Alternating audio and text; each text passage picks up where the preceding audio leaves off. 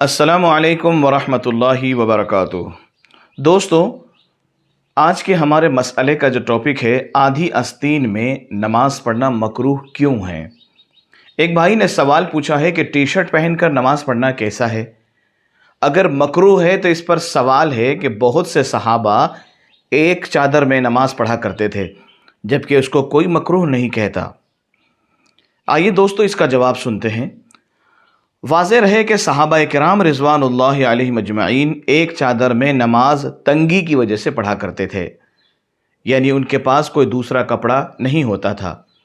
اس صورت میں کوہنیوں کا کھل جانا ضرورت کی وجہ سے تھا، جیسا کہ مسلم شریف کی ایک حدیث سے معلوم ہوتا ہے۔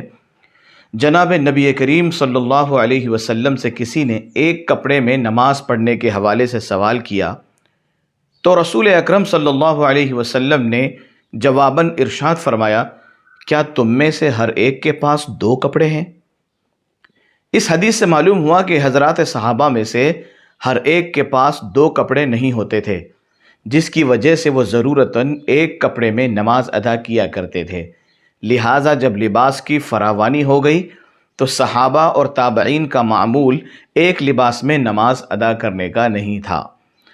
پس ضرورت کی صورت میں کراہت باقی نہیں رہتی، کیونکہ عام حالات اور ضرورت کے احکام میں فرق ہوتا ہے۔ جیسے اگر کسی کو کوئی کپڑا دستیاب نہ ہو تو اسے برہنہ یعنی بغیر کپڑوں کے بھی نماز ادا کرنے کی اجازت ہوگی۔ تاہم عام حالت میں ستر چھپانا نماز کے درست ہونے کی شرائط میں سے ایک شرط ہے۔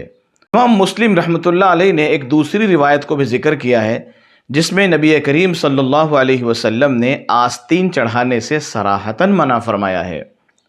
مذکورہ روایت کی وجہ سے فقہائے کرام نے عام حالات میں آدھی آستین کی قمیص اور شرٹ پہن کر نماز ادا کرنے کو مکروہ قرار دیا ہے۔ جی ہاں دوستوں، اس بات کو اچھی طریقے سے سمجھ لیجئے۔ نیز نماز میں سلف صالحین کا معمول یہی تھا کہ وہ مکمل لباس میں نماز ادا کرتے تھے، جس میں پوری آستینیں ہوتی تھی، اور اللہ کے دربار میں نیک لوگوں کا لباس پہن کر حاضر ہونا بھی پسندیدہ ہے۔ لہٰذا اگر شرٹ پہننا مجبوری ہو تو مکمل آستین والی شرٹ پہننی چاہیے، اور اگر کسی وقت آدھی آستین کی شرٹ پہنے ہونے کی حالت میں نماز کا وقت ہو جائے تو نماز ترک کرنا جائز نہیں ہے۔ اسی حالت میں نماز ادا کر لی جائے۔ نماز ادا تو ہو جائے گی، لیکن دوستو اس کی عادت بنانا یہ گناہ ہے۔